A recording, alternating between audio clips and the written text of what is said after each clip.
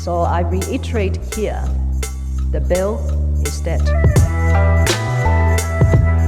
The story of this great city is about the years before this night.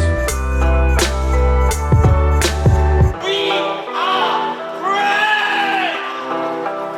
Hey everybody, welcome to Ho Ho Hong Kong with me, your co-host Vivek Mabubani, and the other guy, Mohammed Magdi. Yeah, happy Lunar New Year. If you have not celebrated, you should do it now. You're running out of time. Yeah. It's pretty much over, so Yeah. you're the late one.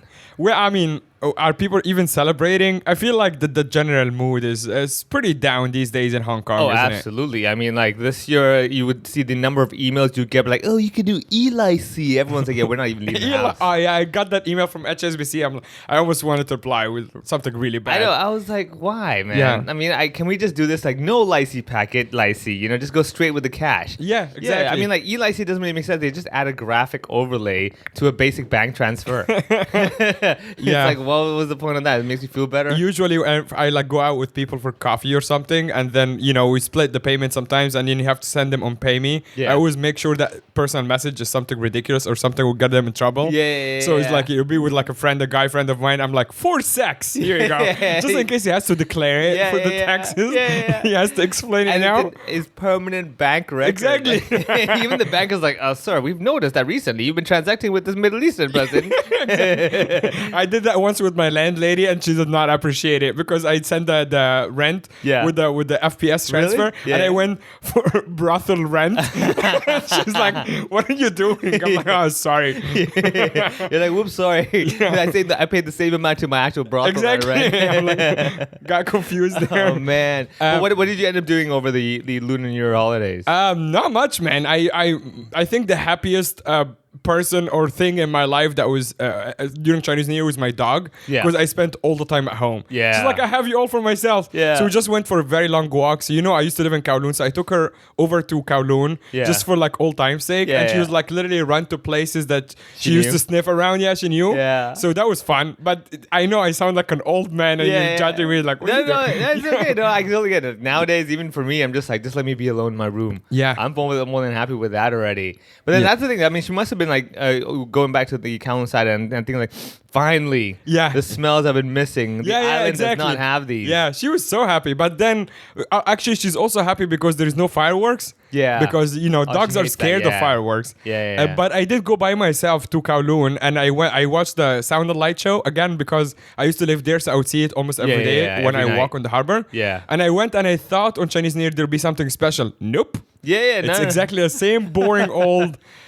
they did add like a fountain by K11, like a dancing fountain. Okay. So that's kind of cool. I think that belongs to the mall, right? Yeah, I think I'm not sure. Oh yeah, there's a new Avenue It's like a of the floaty Stars. thing. Yeah. By the Avenue of the Stars, there is a floaty thing. Actually, I do recommend that. I don't know what time, but you can look it up. Yeah. But they have like different Musical fountain. Yeah, right? musical fountain. It's kind of cool. Yeah, that's cool. See water bounce around. Yeah. I mean, Well, you're the local one. What did you do?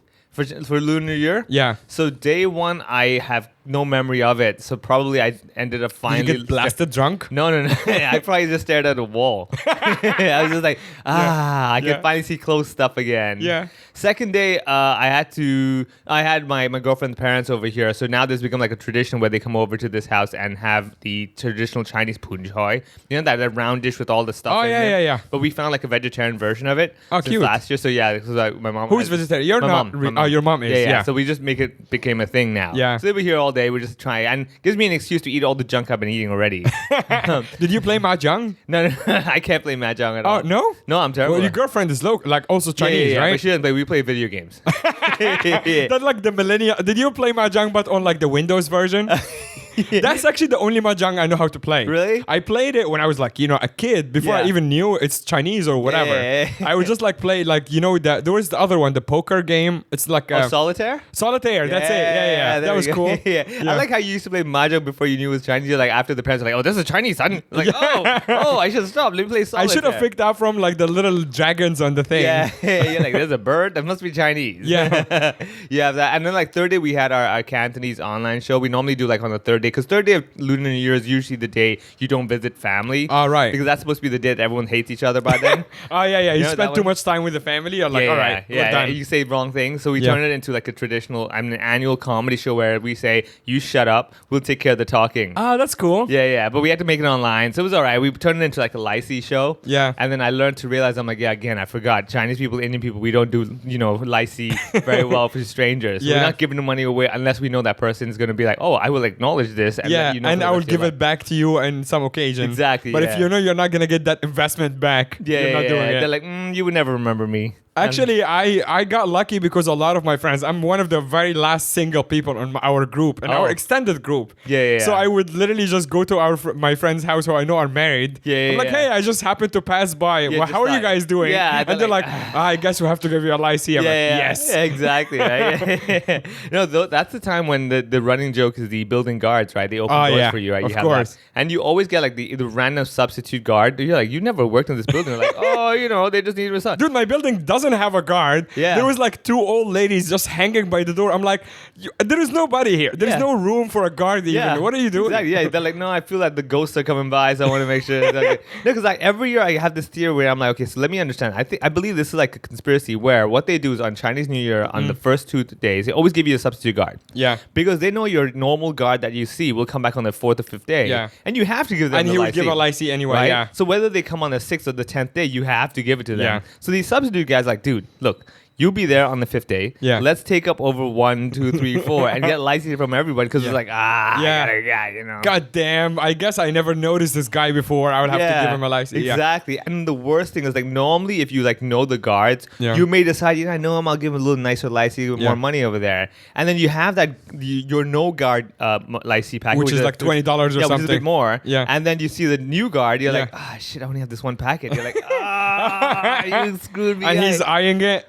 You conned me, man. This is not your packet. I actually visited Garrett and Cassie. Both have been on the podcast many times, and they live in the Bachelor. It's a pretty nice building. But it was so funny because like the building is nice. Usually there is one guy sitting behind the desk, and sometimes someone holding the door. There was 5 people. And it was like visiting the Four Seasons. It was like 2 people holding the glass, and then there is 2 doors in the reception. 2 and 2, and then there was one guy behind the reception.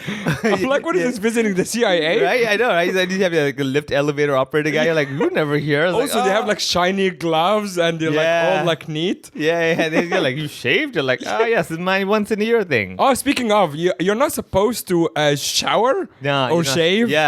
So what is that about? So I think that's basically washing away the good luck. So you don't want to cut your hair and shave and shower. Basically, you want to dust your house and wash away all the wealth and luckily I'm way ahead of that even before Chinese New Year. Exactly. I'm just like, this is the thing that you're not doing. I mean, like this is the thing this is the thing. This is it. So you have that. There's a lot of those things that you shouldn't touch, scissors and knives and all that. Oh wow. There's a whole bunch. Is that also cutting the good luck or something? If I remember correctly, the knives is dangerous. I think it's that. I have to look up because I mix it all up all the time now with different cultures. I'm like, wait, no, sorry, that's Indian. I was like, okay, is there a lunar tradition in India, like according to the lunar calendar? So basically we also look at the moon and all that. So like once a month there's always that full moon day. So usually a lot of Indians become they observe vegetarian on that day, right? Or some fast as well. So every month there's like one day that you've got that. Then you've also, I mean, a lot of the Asian festivals actually do go by the moon. So you have that as well. I think with Indians, because the calendar as well. The Indian calendar also does follow, like, to some extent, the moon's movement. I mean, like, there's a lot of this stuff. I love how you're, like, trying to... No, because I know it, but I'm just like, I don't know the fine details of explaining it, but I'm like, I know, like, once a month there's, like, the full moon day, because when I was young, they're like, oh, it's full moon. I'm like, okay. Well, luckily for us, Vivek, the good news is that we're not on Joe Rogan. And we're not going to get pulled for misinformation. But we are on Spotify. We are on Spotify, so come at us, fucking Johnny Mitchell. Or what was his name? The CEO? No, one singer. Oh, Neil Young. Neil Young, Who's Johnny Mitchell? Johnny Mitchell is a bootleg Neil Young. The one you got from Hangzhou. This one us. He's Neil Young from Taobao. He's basically the little guy who snuck in the mic in the studio. He's like, this is just as good. Cancel him. What do you think of the whole Joe Rogan fiasco? Okay, so basically, this is a thing I've always Look had. at us two little guys in the living room, like talking about the biggest podcast on the planet. Exactly. Yeah. Okay, so this comes back to like even the Chappelle thing of like, you know, they said certain things people don't like. Yeah. Now misinformation, of course, is another level. However, the problem is this. Okay, so now, as I said when I was growing up, what you thought was healthy when you're young, you get told is not healthy. Like for example, butter, margarine, right? When you were young, like butter's not good. Have margarine. 2 years later, margarine's will cause cancer. Have butter. Right. It's like, I'm like, wait, what's real? What's wrong? Yeah. So I've come to the point in my life where I'm like, you know what? If it's real now, it's real now. It's not real now. It's not real now. I don't care anymore. Yeah. I just like if I believe it, I believe it. That's all I'm going to care. So that's my view. Of course, I'm not encouraging people like, you know, trust me, I know what I'm talking about. You know, I always say if you are going to judge every piece of information based on one person talking, then you are not doing enough homework. To finally come to this thing. So therefore, for me, I don't really have a problem with it. Because I'm like, dude, you say what you want to say. I mean, I'll hear what I want to hear. And then I'll do my research to verify everything. That's basically all I can say. Yeah. Yeah. What about you? I think I try to judge based on intentions, right? Yeah. And what I see is a guy who is intending to learn and intending to always ask questions, and I can relate to him on obviously very different levels as a no celebrity, not no big name at all. But I am the same. My friends famously call me annoying because I'm always asking questions. And I just like to ask questions. And I feel like he does the same. Obviously, when you have a platform this big, you also have actually. I was having a similar conversation with my friends, and someone pointed out a very good point, which is like he can have good intentions all he wants, but at the end of the day, the algorithm so they can take this soundbite when he's talking to Jordan Peterson about a very complicated subject like transgender rights or something like this. When we are people who are like, you know, smart, educated, whatever, listening and taking it as like, all right, we can analyze this and separate the wheat from the chaff. But then the problem is that other people would take this video and then the algorithm would suggest, like, oh, you like this? You probably would like this as well. And it would go like, you know, 9/11 is conspiracy, flat earth. And then it goes like downhill. And that's a problem. And obviously I was reading stats on our way here. Joe Rogan's podcast gets about 100 million views, I think, 100 million downloads rather, on average. I don't know if it's 110, sorry. But average viewership for a show like Jimmy Kimmel is 1.5 million. Wow. And like Colbert, around 2 million. The influence level is way higher. And there's nothing even on CNN or Fox News or whatever gets even close to his numbers. So arguably he's the biggest media platform on the planet right now. Which is absolutely insane. And, you know, to quote Spider-Man, great with power, great power comes great responsibility. And I think he's coming around to acknowledging how much power, because he tried to get away for so long with the whole, I'm just an idiot. I'm a comedian who wants to dick around. Sure. I like to do that too. But if suddenly all of Hong Kong is listening to me, I will have to be careful. Like, I still wouldn't not give a platform to someone. This is actually where him and where I kind of like what he's doing, is that he is happy to talk to anybody. Just like us, we interviewed Nori Vitachi. We both don't like, we don't stand for what he stands for. But at the same time, like, hey man, I will listen to you. And sometimes I disagree. I will try to give you a rope to hang yourself. Basically. I think, I agree with you on that, because like I do know some people who are like anti-vaccine, they're anti-virus. Like they don't even believe this virus even exists. It's like a big conspiracy. And when they were talking to me, I was like, you know what? I'm really curious. I really want to hear your reasoning. Like, am I really missing something? Because I've always believed one thing is that just because 99% of the people are saying something doesn't mean that the 1% has to be wrong. Right. But I'm always curious, like, why is the 1% so adamant? Like, I'm definitely thinking this way. So tell me, I'm really curious, right? And I think that's the thing I agree as well, because at the end of the day, I'm going to make the judgment based on what I know, the information I have, and rather than like, oh, well, he said this, so this must be true. You know, so I think that's the responsibility we also have as people in general to us, do a bit of homework. But yes, you are right. When you have that level of power, everything you say is going to like be magnified. And I think, so that's the whole thing, right? The more money, more problems issue. Where you thought, oh, I wish I had more money and life would be good. I'm like, well, with more money, you have a whole bunch of guys hounding you. You know, can you start a donation? Can you do this? All that stuff. So, I mean, on the flip side of that is that, like, when you have this much magnitude, everything you say means so much. You have to make sure that basically all the tweets from 12 years ago, all the videos from 15 years ago are wiped off the face of, before you become. I don't imagine for someone like him, fame came overnight, right? He already knew he's gonna. But then when you're like, imagine that you are now gonna be on the biggest TV channel in Hong Kong or whatever, Yeah. and people are gonna like everyone in Hong Kong is gonna look into your past. Make Yeah. sure all of the shit is deleted. Yeah. Or you know, Or you have to have like a super clean past. Yeah, you know? well, no one. That's the thing. That's That's but you can unrealistic. Exactly. That's what I tell people. I'm like, you must understand. It's really unfair. I mean, Bill Burr had this really good bit about how he's talking about Tiger Woods, you know, sleeping Yeah. with all those women. Yeah. He's like, yeah, everyone's like judging, like, oh, you know, that's Yeah. terrible. I'm like, yeah, it's because you never had the chance to have to deal with that. That's right. Right. Yeah. And I tell people, I'm like, that's very true. Like, if you really ask yourself, a lot of times you might say, yeah, you know, if you were put in that situation, given all that power, let's say you have like unlimited money, you will start losing your mind. Of course. Like, you know, you can't blame Justin Bieber for going nuts. You're like, Dude, I get a $500 licee. I'm like, I think I want to do blow now. I never Exactly. did it, but I'm Yeah. like, I have this Yeah. money. Yeah. Is now like I want to do something bad. Exactly, right? Because the money came easy enough where you're like, you know, just this is bonus money. Exactly. I don't need this, right? Exactly. It's easy Yeah. money, and even if it's hard earned money, but it's a lot. Yeah. You're like, huh? Exactly, You right? know? So that brings me to another thing I talk to people like, okay, so even in comedy, you've got the comedians who could be on the same show as you, but they clearly are maybe like comedians who do low-hanging fruit jokes. Right. Right? And then they can still have a portfolio just as yours, so they have the same photos, the same list of credentials, same show they've been on, but then you're like, yeah, but we're at a different level. Like that Yeah. clearly is a different level. Yeah. But then you can't help it because that's the image that's been created. So I think this is the ultimate thing I tell people.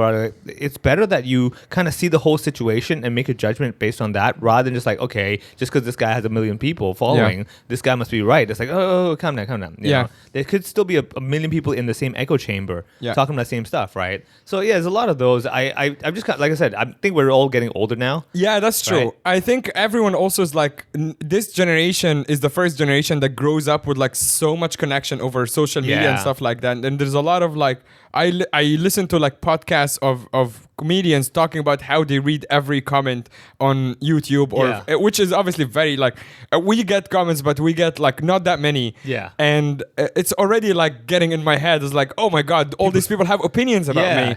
But then it can be pretty judgmental, but that's because you're not in the same spot. Yeah. Like you can't just judge people based on something that they said or whatever 15 years ago, because Yeah. guess what, if we go on your history, the problem is that no one gives a shit about you. And no one cares about what you said. But Yeah. if we all do that, then Yeah. everyone is going to get canceled, everyone is going to stay at home, and Yeah. nothing's going to happen. And the best way to do that, if you want to like create a good history for yourself, so should they one day you get famous, Right. What you can do is you can help small podcasts like us by subscribing to the Patreon. Oh yeah. Yeah, you could do that. That is actually very true. And speaking of, we have been getting a lot of support over Patreon. You guys are absolutely amazing. We have, since last week, we have Berlin Luke as a new Patreon just joined this week, and Zoe Branagan.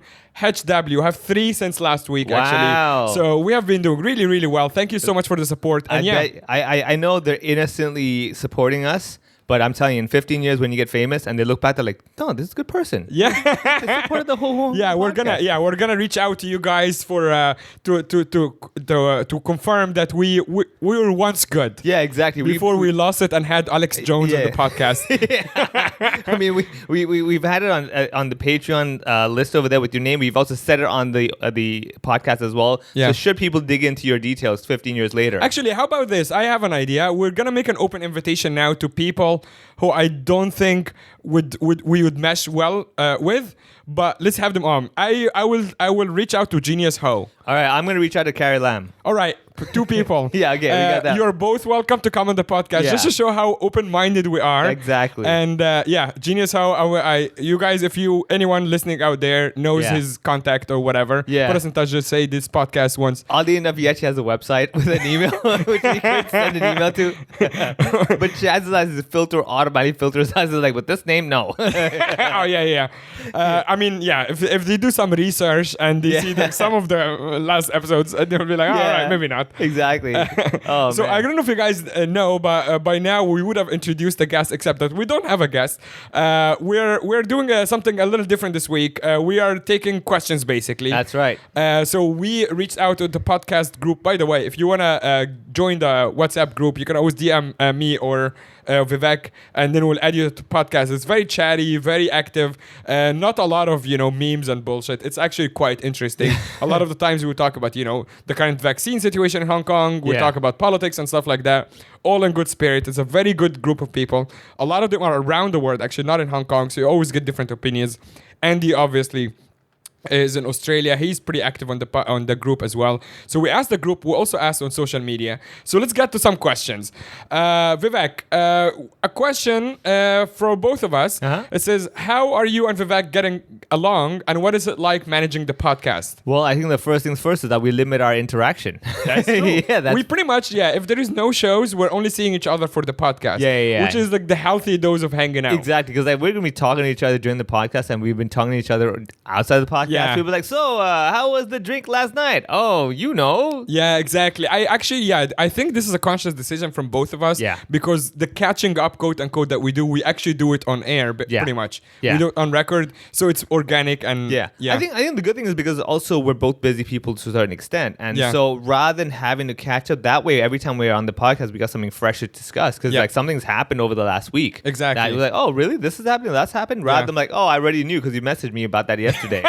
Yeah, and I think like before that, like actually I don't know if I ever shared with you, like obviously I used to come when I was living in Shanghai, I used to come down to do shows at Takeout or whatever. Yeah. And I always known about you because you're obviously one of the most senior guys in the scene. Yeah. And I remember, like, I think we just like met a couple of times at shows, and it was just pleasantries. We didn't really talk much. Yeah. But I remember one time when I was big enough for Jamie to let me pick my own openers. Yeah. I booked you. I asked him to book you. Nice.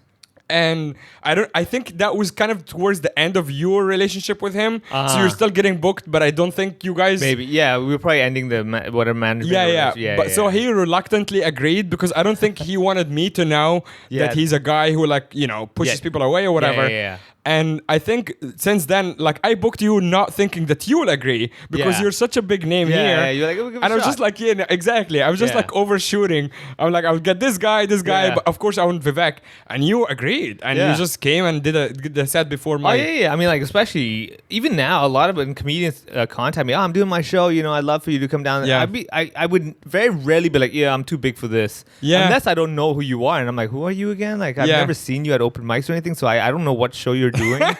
But honestly, that was such a big deal for me. I'm like, this guy who actually, in a way, I looked up to you because thank you. when I would come to do open mics or whatever, it's like, Vivek is here. I'm like, yay!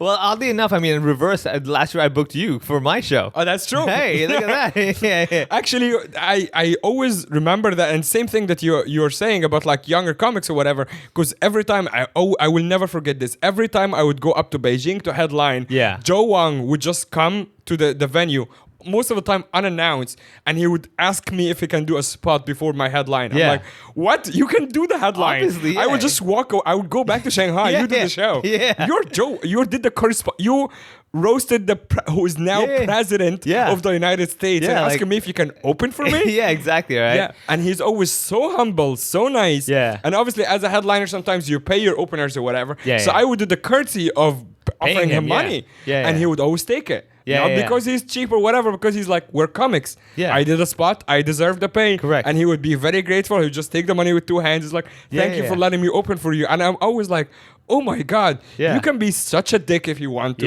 You can look down. He's always very complimentary. Even when I didn't do so well, he's like, this was really enjoyable. You had a very unique point of view. Like, I can see that he's telling me I didn't do so well, but he's still so nice to me. Exactly. Yeah. And I always remember that because now, again, we're in the same position, not as big or whatever, but you see sometimes an open micer who you don't really know. Yeah. And you're like, hey, can you do this thing for me? And I look back to Joe Wang. I'm like, yeah, I'll do that. Yeah, exactly. I mean, so that's the thing.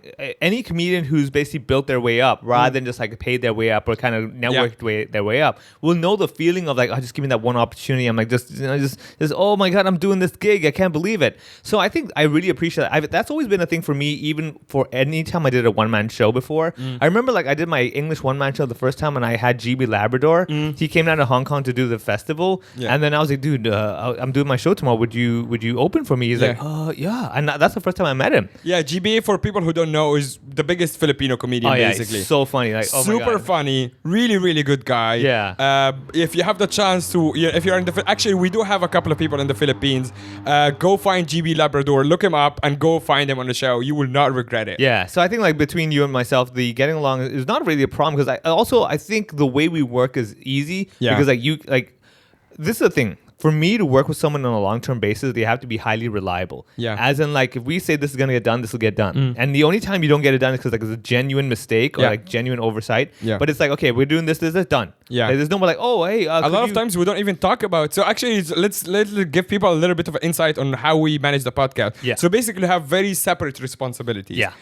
Why don't you start with yours? What do you do for the podcast? So I'm the guy that basically can mute people if I don't like him when they're saying stuff. So I handle the mixer, like the live mixing if there's anything going on, if anyone's too loud or too soft. Then also afterwards, I do the technical work of editing the podcast a bit. And I use the word editing very loosely. Because the it's adding the intro and the outro, basically. Yeah, and cutting the little opening click sound from the start record button. Yeah. So I have that. And every now and then we get like some episodes where they want to edit some stuff out. So I take care of that. And I put it together, I export it, and I upload it, and then I send it over to Mo. And he takes care of the uploading from there. Yeah, so basically what I do is that most of the time I book the guests as well.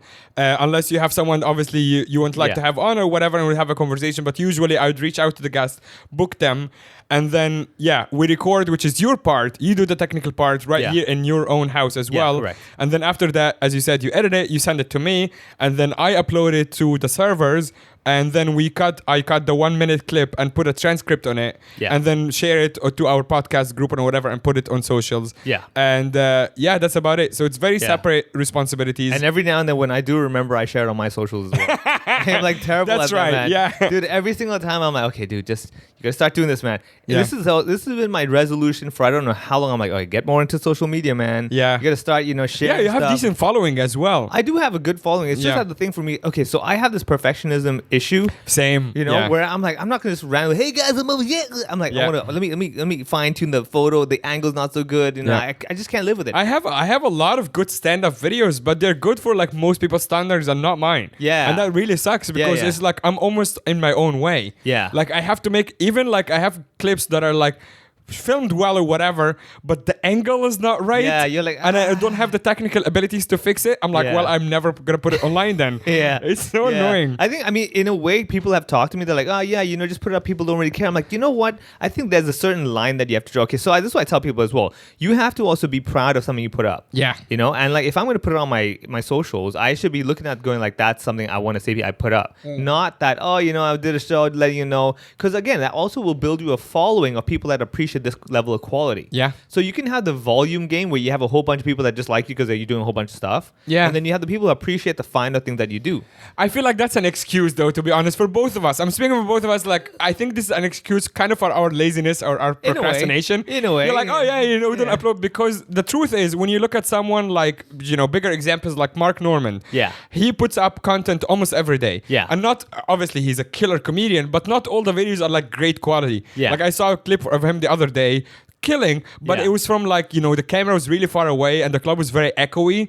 So to our standards, like nah. I would never put that up. Yeah. But he's putting it up and he's getting, more and more following because people, going back to your point, the reliability. Yeah. People know that he's like, if I tune into his page, I'm going to see something new. Stuff. Yeah. If they tune to my page, you'll see a clip from last year. Yeah, They're like, well, this guy maybe is not doing stand-up anymore or something. Yeah. Could be. So that's self-criticism for both of us, really. Yeah. Okay, so to answer the question, we don't get along all the time.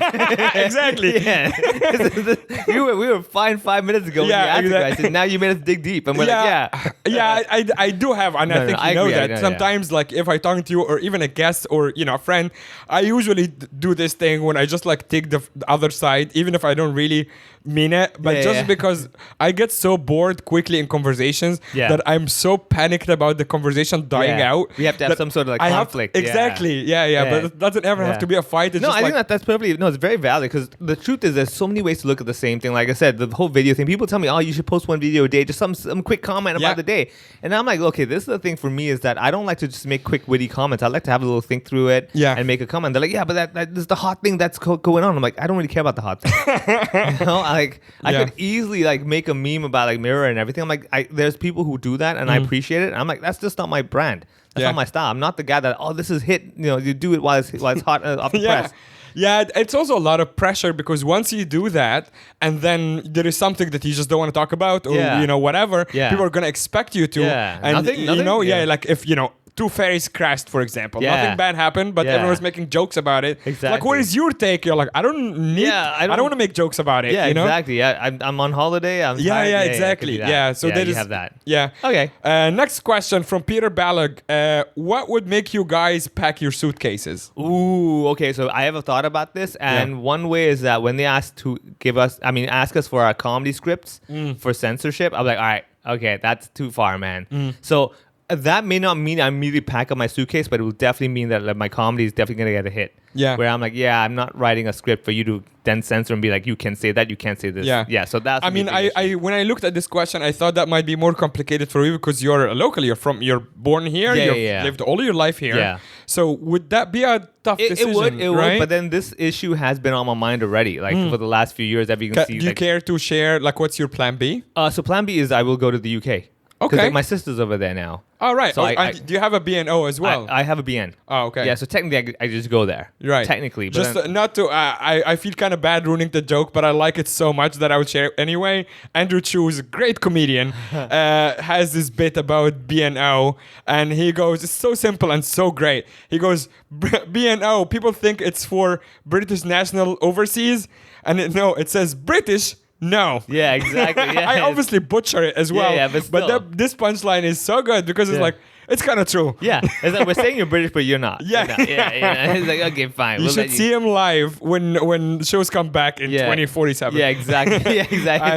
And just wait for that bit. Again, I promise you'll like it more than my shitty delivery. Yeah. Even if you hear it again, you're like, that was pretty good. Yeah. With his whole persona, accent, and everything. But I think that's one thing that I thought about. That would be my bottom line where I'm like, oh man, this is definitely not going to work. Because the moment you make me do that, first of all, forget even the government, man. Even when like corporate gigs are like, oh, could you send us a script? I'm like, no. Yeah. You're not getting my script. I'm like, first of all, when you read it, your voice is not going to say it the way I say it. Yeah. You know, like if I have my bit about the ID card, police checking my, like, you, That's right. ID card. When they read it, they're like, you, ID card. No, that's not true. They're gonna read it with the same accent. Yeah. Hey, wait a second. This might work.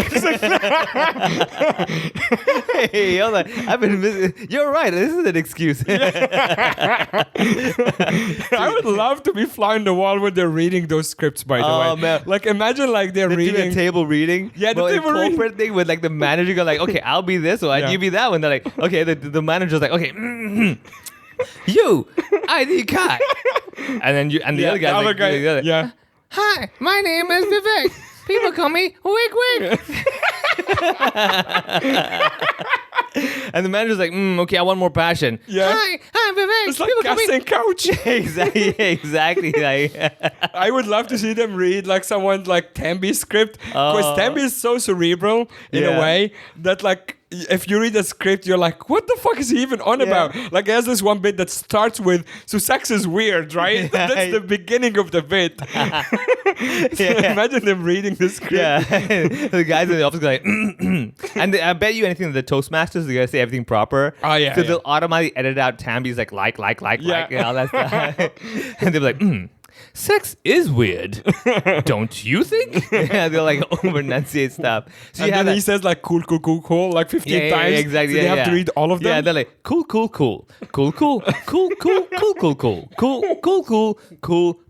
comma, cool. Amazing. Yeah, what about you? What would you guys be packing? Obviously, for me, it's a bit different because I've already moved places a few times, moved countries, whatever. I agree with you. I did go through that in mainland China, obviously, but it wasn't for the club. Like when it was reaching this level for the comedy club, it was already shut down. Yeah. But we did go through the script submitting when I was opening for the big acts, the theater acts. Oh, that's different. I mean, that's like cruise ships as well. They need to know what you're. They need your video to be like, okay, we need to see what the show is. Yeah. So I was opening for Jim Gaffigan, Gad Elmaleh, all of these guys. You have to submit a script and you have to the best of your abilities, stick to the script. Otherwise, you'll get in trouble. Yeah. And while I would do that for a bigger opportunity, because at the end of the day, we all still have to make some compromises somewhere. Yeah. I agree with you that once doing stand-up, it becomes so rigorous. The process has become so rigorous and so censored to the point that you have to always look over your shoulders. I'm done. Yeah. No, I think so. That's different. I will still do that. Like, for example, like sometimes the corporate gigs, they're like, can you at least know what you're going to say? And I'll film a video to let them know. They don't get to edit. Yeah. They just have to know, but I have to give them assurance. Yeah, it's yeah. like it's like me booking, you're going to like, hey, do it clean. Sure. Fair enough, Yeah, you know? yeah. You're not going to be like, well, this is my set, you know, I'm doing Yeah. I'm talking about the regular shows. Yeah. I Like agree open with you mic that nights or like yes. regular shows where Yeah, you're yeah. like, this is my content. I can This do is whatever my I want. content, Yeah, this and is my show. I understand if, going back to mainland China, we had certain topics that we cannot talk about. And I understand how to be a good guest, because in the Middle East, it's such a big thing to be a good guest and a good host that I always respect my hosts as well. So when I first started doing stand-up in China, the booker, I think Andy at the time, when there's the 3 T's, without even going into what the 3 T's are. Like, you don't mention them. End of the story. I'm like, done. That's fine. Over 8 years in China, not doing it. It's same like Thailand, right? You don't talk about the That's royal right. family. Exactly. I mean, and you go to I performed in Dubai before when you can't make like super dirty jokes or whatever, which makes sense. Yeah, fair enough. Yeah. So my point is that the censorship is even when you're doing your own show. Yes. And you're not allowed. I'm like, okay. And also when the line keeps coming closer and closer to you. Yeah. It's like, again, if I signed up for something, that's fine. If I, hypothetically, like I come to your house here, right? Yeah. And if you go, hey man, take off your shoes. Yeah. I have 2 choices, either to take off my shoes or get the fuck out. Yeah. But if I come in and I argue with you that I'm a bad guest. However, if we all agree that having my shoes like in your house is okay. Yeah. And then like halfway through the recording, you're like, you know what? I changed my mind. Yeah. You are a bad guest. I'm like, well, no. Yeah. You changed it overnight. Exactly. Or you changed it right away. Yeah. And that's not okay anymore, right? I mean, it's like saying that we go to the playground. Yeah. And I'm like, you gotta take your shoes out of the playground. I'm like, well, this playground is as much as yours as it is mine. Correct. So you don't have a say. Yeah. I'll keep my shoes on. You can take yours off. No one's saying you have to keep yours on. Exactly. Right? So that's what I mean. That's how I look at it. Like, if you come into, let's say, my house, as in quote unquote my show, whatever, then you must follow these certain rules I have. Correct. Fair enough. You don't have to do the show. But if you're in the public space, like you said, the general comedy show open to the public without saying that that's your show. Yeah. Then you can do whatever you want. Yeah. So that would be my bottom line. Yeah, I agree with you. Except that you kind of have an out, and I don't really. Well, half and half. I mean, like, I have been trying to plan this ahead for the last like 2 years, just because I was like, I need to have like a plan B now. 5 years ago, I'd be like, I don't need a plan B. I'm good. But like now, I'm like, okay, I'm gonna have this at the back of my pocket, but I'm not gonna want to use it until like really the day comes. But I mean, you have your own. Like, this is you own this house as well, so you have property here and everything. I have. So that's when I'm very happy over here. I have no incentive to want to leave other than external factors that are growing or changing. So like you said, like halfway through the podcast, when I take your shoes off, you're like, well, now I'm leaving then. Exactly. Yeah, same that's deal. right. So I have that. I would say the thing though is that what I'm struggling with is that wherever else I go, I'm definitely going to be like, oh man, people need to walk faster. Yeah. I'm like, guys, just walk faster. Like, even in Singapore, and I'm like, guys, walk faster. Yeah. Like, the only other place I could see this certain speed was New York. Right. And I was there, I'm like, okay, people are walking nice and fast. That's even pushing me. Thank you. That's even better. This is actually where I would want to go. I've never been to the US even. Yeah. But this is where I would want to go if I live here. However, it's obviously for someone with a Middle Eastern passport and not a lot of connections there, whatever. It's super difficult to get a visa, let alone a working visa or to live there. Yeah. But ideally, that's where I want to go. If you guys listening have any ideas how to get there, or at least help me with a plan B, that would be great. If you're a single lady who's looking to get married. That is true. I will. Work. I promise I will not pay any money, but I'll be very nice to you. Yeah, exactly. So, everybody understands. Yeah. All right. Next question we have. Assuming Hong Kong will remain closed to the world for the foreseeable future, at least all of 2023, how do you see and what would your plans be to keep Backstage Comedy alive? Damn, 2023 as well. That's what they said, 2023? Yeah, well, the person, Guillaume, who's an avid listener to the podcast, I guess he's assuming that it's going to be go through all 2023. Yeah, I'm also on that So page. obviously, he's like, for Backstage, there is no visiting comedians and no foreigners living in Hong Kong, making it difficult to retain comedians. Yeah. I guess that's a question more for me, but obviously I would love to have your take on it. To me, as the person who runs Backstage, I've been through the cycle a few times already. So did Andy. The problem for us is not really not having guests like visiting comedians. Obviously, it makes our lives more difficult. The problem with us is the momentum game. Every time we get Backstage or the comedy show that we run to a level where people trust the brand, right? People know that this is where the good comedy show is. We get to a point where people don't even care who's on the lineup anymore because they know the show is tightly run. They're going to get value for money and they're not going to feel ripped off. And that usually takes from 6 months to 1 year to build. Yeah. And no matter how hard you push, no matter how much money you put into advertising, whatever, it's only a word of mouth that really works when it comes to running shows and building reliability with the audience of the following, really. Yeah. My problem is that the momentum, every time there is a lockdown and the shows don't run, that momentum obviously hits a wall. Yeah. And then people, it's not necessarily that people forget, it's just like, it's momentum. It has to be, what's the word? It's got to keep regular. consistency. Consistency, exactly. That's the word. It has to be consistent. And when that consistency goes away, and then even the same people come back, people just get busy. Yeah. And people are like, all right, well, I fill my Saturdays now with like, board game nights or whatever. And you have to be like, oh, remember the good show that you did? Yeah. Like, so to me, like, I feel pretty burned out, to be honest, because even just through my time in Hong Kong, 2019 to now, this happened maybe 4 or 5 times already. Yeah. And that's a lot for someone to like go back up again.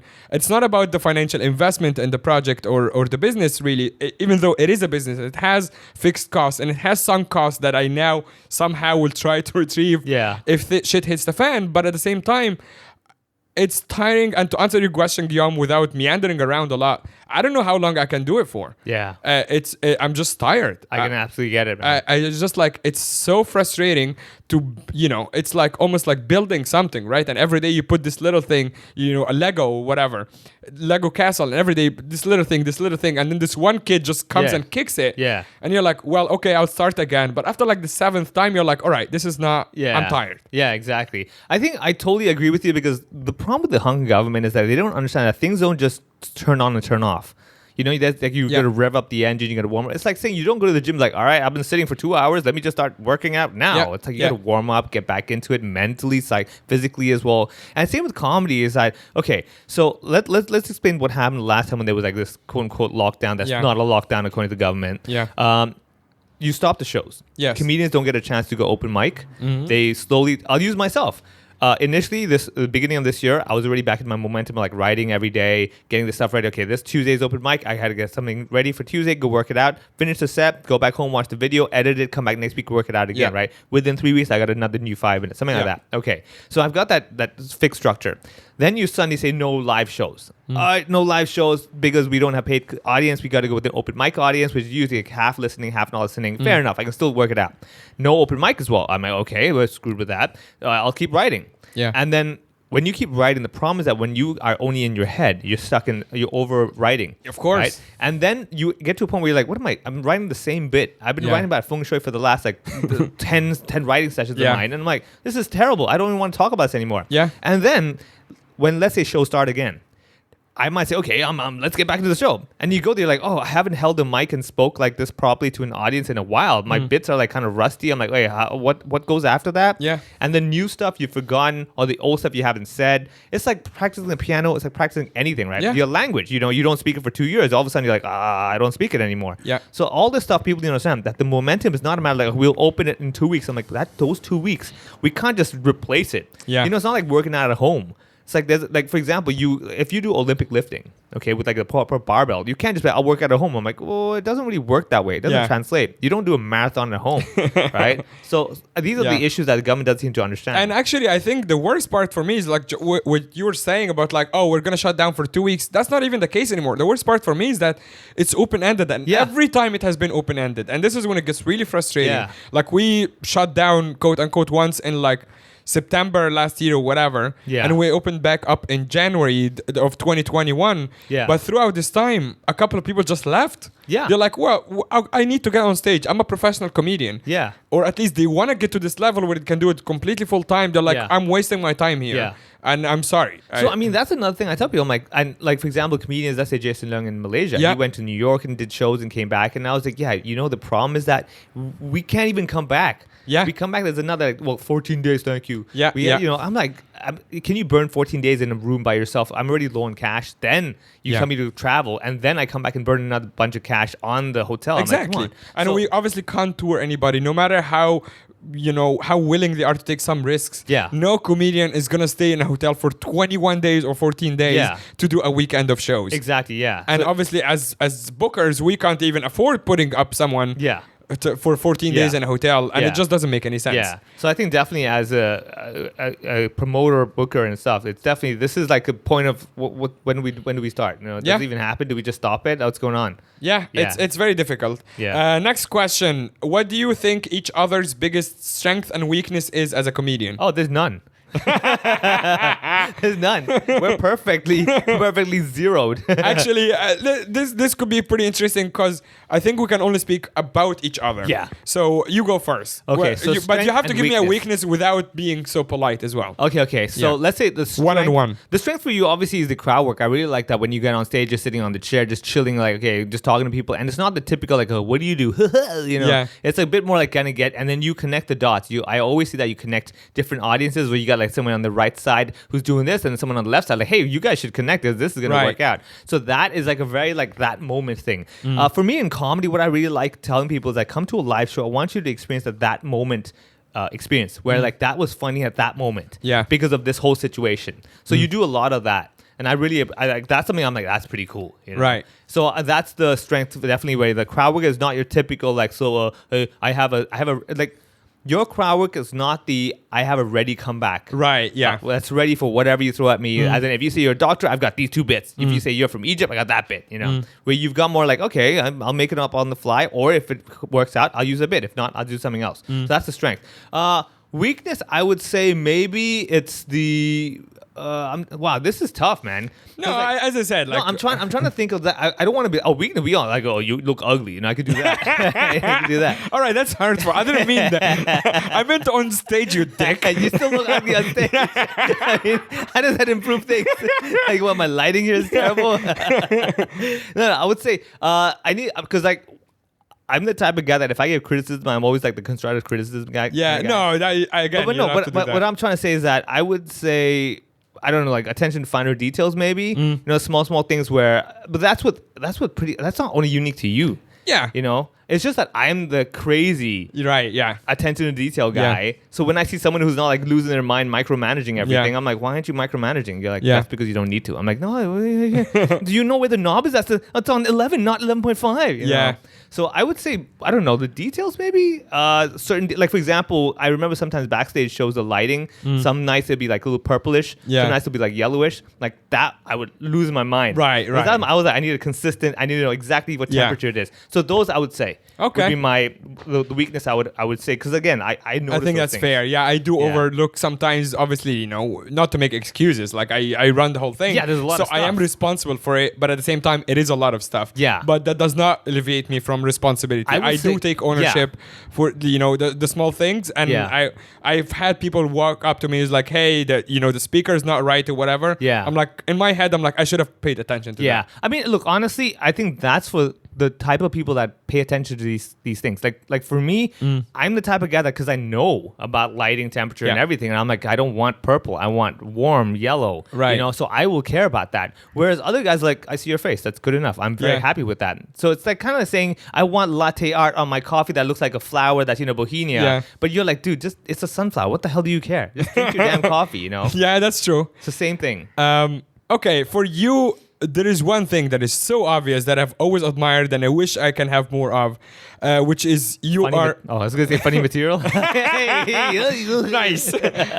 No, you are the most reliable comedian I know in Hong Kong. Okay. Or actually almost all of the Asia scene. It's like, I know that every time I'm seeing Vivek on stage, he is not necessarily gonna absolutely smash it, but he's gonna be one of the best guys on the lineup. And to me, that is crazy. The level of consistency that you have when you go on stage is like, as a booker and as another comedian. First of all, if I'm following you, most of the time I hate it because you're doing so well that I'm like, fuck, I wanted to do new stuff. Yeah, better. Exactly. Better bring it in a good way. Obviously, this is like a lot of pressure on the next comedian, but it's also that's how people get better. Yeah. So that I've always admired. Yeah. The weakness, which I'll tell you straight up, I'll go for it, is man. I think you don't realize how famous you are in terms of like following in Hong Kong. And I'm not even saying that like in a funny way, because I do a lot of shows with you, and 2 out of 5 shows, I would have people coming up to me and asking me to introduce you to them. Oh God! And they're like, can you help me? Because you do podcasts together, you're on the same show. Can you help me talk to Vivek? I'm like, he is so approachable. It's crazy. He is also kind of sad. You just talk to him, you'll be very happy to talk to you. Yeah, go for it, man. He's not gonna be like, I'm sorry, do I know you? Yeah. People are so like, because obviously your face is like on TV and on the back of buses and stuff like that. I'm now in the bus, dude. Are you? Yeah, dude. Damn. If you take a KMB bus now, I've made it. Like I finally have. I've got videos on KMB's inside screens. Whoa. Yeah, Okay. So people maybe go. they are right to be a little intimidated. Yeah, fair enough. But anyway, at the same time, I always like. I don't know if you can do something. Maybe you know talk to your PR guy about like making you look more approachable. Yeah, because you're still like the guy from the TV. Fair enough. I mean, I think that is. It's kind of like when I first saw Bill Burr in Hong Kong. And Right. I'm like, oh my God. I was like, I remember you telling the story in the podcast. Mr. Burr. Yeah. You know, and now that I listen to this podcast and I get to know him more from reading his stuff, and I'm like, this guy just seems like another guy that if you just sat and like, hey, Bill, I just wanted to let you know that was funny. He's like, oh, thanks, man. Yeah, exactly. And also, I think the more comedians I meet, the more I'm like when I went to the Melbourne Comedy Festival, I was like, wow, a lot of these guys are just like guys that are hanging out at the bar. Yeah. And I go up and I'm like, I just want to say that your show is really good. They're like, oh, thanks, man. You know, Yeah. what are you doing here? I'm like, oh, I have a show. They're like, oh, so give me a flyer. I'm like, Yeah. you want a flyer? Yeah. The show's in Cantonese. Oh, don't worry, man. I have some Chinese friends. Yeah. You know, Actually, going back to the very early topic of the podcast today, I was listening to Jordan Peterson on Joe Rogan's podcast, and he was talking about something similar, about how people get so awkward around him because he's a big name, especially people who are fans of his or whatever. And he has this one trick that I think I'm going to start using whenever I meet someone in the sphere, and same for you. He says he always asks them their name. Oh, I do that. Yeah. Oh, dude, it's so good. And when he said it, I'm like, oh shit, that makes sense, because they're so worried that they're gonna say the wrong thing. Yeah. Right? And as soon as he asks them their name, they're giving a right answer. Yeah. And then in their head, it immediately boosts their confidence about how like, oh, I can answer this guy with my name. And then now we have a report. You have something to talk about. Yeah. So this one actually, I might have read it somewhere, or just generally thing is that when someone I admired asked me once, or even said, "Oh, are you Vivek?" and I'm like, what? Right? And you told my name, and I was like, wow, that feeling was crazy. Yeah. And it made my day, and I was like, I'm gonna do that every time. So whenever people approach me, V, take a photo. I'm like, I always like, what's your name? And they're like, oh, Tom. I'm like, hey, Tom, nice to meet you, man. Take it easy. This is great. And they're like, oh yeah. And I was like, I love it. So yeah, I would say, I think thanks for letting me know about that. I'm way too famous for my own good. That's my weakness. Exactly. But like, fair enough, man. Okay, so people do approach me unless I have earphones in my ears. So even if you do approach me, I probably wouldn't even know. Yeah, that's true. Like mouthing shit to me. I'm like, they're probably saying bad stuff. Next question we have: how does political repression differ between Egypt, India, and Hong Kong? Ooh, okay. So actually, I respond to this person saying Vivek never lived in India. Yeah. But at the same time, you're aware of. I would be aware. I Yeah. mean, it's obviously very different. The amount of knowledge I have about Indian politics is very minimum because, again, I'm living here my whole life, so I wouldn't know too much. In Hong Kong, as we heard from the Sam Beckett episode, there's a lot of stuff where you're like, what? Yeah. And I highly recommend, if you haven't heard it yet, guys, please go listen to that episode. Like, that's the one episode where anybody who talks to me, I'm like, I don't even want to talk to you. Yeah. Just go listen to the episode. Yeah, if you wanna know. If you're still talking, be like, oh, but you know, Hong Kong is so much free. I'm like, just go listen to that episode, right? So I would say it's hard to compare, man. I mean, as you said in your comedy as well, that the Hong Kong politics or protests and everything is very different comparatively. But I think it's also the type of people. You know, like in Hong Kong, we have a certain mentality. Like, you know why the COVID thing annoys us? Because the politicians don't seem to get the Hong Kong spirit. Like, Hong Kong is very like, let's just get this done. Yes. Let's just get it. Yes. We'll figure it out, okay? Don't worry. We'll somehow figure it out. The Hong Kong's like, no. Let's plan. Let's think. And then let's execute. I'm like, no, it doesn't work that way here. We're a very like, let's walk and learn as we go kind of mentality. So I think that's the issue here, number one, politics-wise. Secondly, now it's really weird because you have the national security law. So it's a very like ambiguous, where is the line kind of mentality. And it's like, the idea is to make it so ambiguous that you're like, I won't even go there. Yeah. Right? And that way they cover their whole base without covering the base at all. So I think that would be the biggest difference that I know of What comparatively. about India? India, I mean, corruption, dude. Like that's way higher. So it's all Right. about who you know and who doesn't know you and stuff like that. So that's what I know from what I've read and also what I've heard from family. And of course, the bribery. Sure. You know, like it's very hard to, let's say, bribe authorities over here Yeah. on our level. Yeah. Unless you're like a corporate or a big lobbyist, then we're talking like big levels. But like Sure. over there, it's like here's $50, and like, oh, no problem. You know, we get the job Yeah. done. You can make the traffic fine go away or whatever. Yeah. So I think those were the differences. So actually, for Egypt, it's kind of a mixture of both of the things you said. Yeah. So basically, it's where Hong Kong is heading. Yeah. Is basically where Egypt has been at for the last 70 years. Yeah. Because Egypt is a military dictatorship, basically. So you have an it can be Mubarak, it can be the current guy or whatever. It's all the same thing. Yeah. It's basically those guys making sure they stay in power no matter what the price is, and the price most of the time is the people's freedom, but not just the freedom, it's the economic situation. Yeah. There is no growth really, and almost everything that is being spent on propaganda, which unfortunately we're seeing more of now in Hong Kong as well. Yeah. It's like, where is the funds going? Like when you're talking about, for example, the restaurant shutting down or whatever, like, are you compensating the people properly, or are you spending it on, I don't even want to mention what projects or whatever, because it can get censored, but you're not spending it on the right things, and people are suffering and you don't care. This is the problem. The Hong Kong that I knew, that I heard of before moving here, has been government cares about what if people are suffering or people are happy, because it's one of the richest cities in the world. This is why I always tell people, like, when you read a book and learn, you need to understand what they mean. Like when they say like you should learn to build a bridge with your citizens, they don't mean actually literally build a bridge. You know, like that's what the guy's like. We built a big bridge to Macau. I was like, no, that wasn't the point. It's actually funny you're mentioning that, because that is literally one of the biggest issues that we have had in Egypt, that the government building so many bridges, in like physical bridges, in the capital and around it, to the point that it's not just like it's very unnecessary and wasting money, but also it looks fucking ugly. Because Cairo is one of the most beautiful ancient cities in the world, and they're taking out, like, they're moving people out of the really beautiful ancient houses, and they're just building bridges for no reason almost. So it's almost like all the dictators just follow the one book. And it's just like, they just read word for word, like build bridge, done. Exactly. It's not a to-do list, dude. And then obviously the other side that I think is common between India and Egypt is that India in particular, because I don't know much about its politics, but it's supposed to be a secular country, right? It's supposed to be like freedom of religion and everything, but it's only the majority that really, right? So in India, it's obviously the Hindu, the Hindu government, and I was literally reading yesterday about how in one of the states they're having problems now because the little girls who have headscarves cannot go into the hijab and everything and the school, and they're like suing the government and all of these things. It's exactly the same thing in Egypt. With the majority, it's exactly opposite, except that the minority is not Hindu, it's Christians. It's not, we don't have Jewish people anymore, but it's Christians. It can be atheists, but the vast majority is Muslim. And then when you have the other side that you don't agree with, but you have all the power, you use it.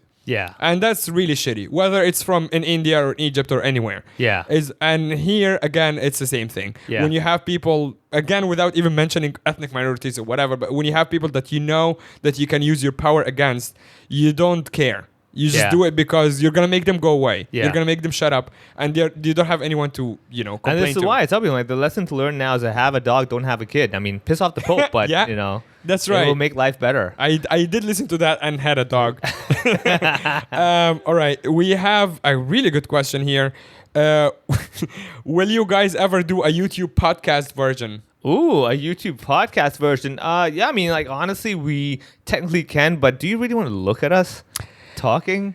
I mean, I know like the Always Sunny in Philadelphia guys now have the YouTube video of their podcast. Yeah, that's pretty true. cool. I mean, I know we mentioned Rogan many times in the podcast, but his podcast for years was only on YouTube. And this is actually, I did get like a couple of tips from people who have been in this business for a while, and they did say, just chuck, you don't even have to film it. They said just chuck the audio up on a YouTube channel on its own for the podcast and just put it up there, because you might get 4 more listeners, but there are people who are only on YouTube, people who just have their system around YouTube is their thing. And honestly, it's good advice, and maybe you this is gonna be a little bit more load to my work because it's just like another channel I have to upload to. But I feel like you guys are right. Fair enough. If eventually, if we are, if we feel like it's kind of paying off in a way, then we can have the video version of everything. Yeah. Okay. The problem with the video version for you is that, if we have to edit something out of the audio, then you also have to edit out of the video. Well, no. What you would do, you will only edit the video and export the audio. You get it? Okay. So that's you why technically can do that. Yeah. Okay. That's why you're a technical guy. Yeah. All right. So, okay. Do we agree that we should probably give it a shot? We should give it a shot. I think it's fair enough. All right. Yeah. Then in that case, I'll create. But then there's more work for you guys listening because I'll create a channel and you have to fucking subscribe. Yeah. So do it. Okay, we'll do that. So the idea is that it doesn't have to be a video. No, right? I think in the beginning we're just gonna put the audio up on YouTube channel. Yeah. And then that's it. Basically, you guys subscribe and have our audio up. All right, I will make it. We make it. We want to deal. If the Hong Kong government opens live shows. Oh yeah. Before 1st of March. Yeah. Right. Proper nighttime live shows before 1st of March. We will start making this a video podcast. That is, I completely agree with that. This is on record now. Yeah. Yes, done. We're today.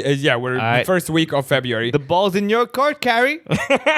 And also the invitation to come on the podcast is still open. Still open. All right. So we have a lot of questions. This is amazing. Are they really juicy ones that can go on the Patreon to make everyone go? There is a few that will get on the Patreon. Ooh. Yeah. All right.